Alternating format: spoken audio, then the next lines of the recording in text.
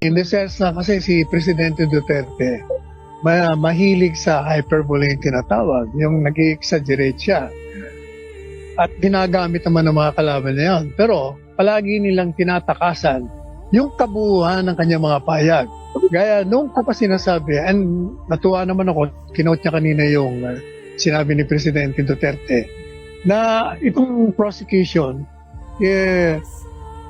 parang pinapakita lang nila na itong mga sinasabi ni Presidente Duterte, i-enforce yung batas na ang kinahinatan nga yung maraming napatay, ang mga pulis. Pero kinakalimutan nila, kasi sinasabi nila, siya mismo sabi, patayin nyo. O ano mga sinasabi ni Presidente Duterte. Pero kinakalimutan nila, doon sa SONA, yun ang kanyang policy statement from the very beginning. Sabi niya, I will support you with all the resources of the office of the President. But if you abuse your authority, there will be hell to pay. Iyon ang basis niya eh. Patayin nyo kung ang buhay nyo ay nanganganib. At yun naman ang nangyari.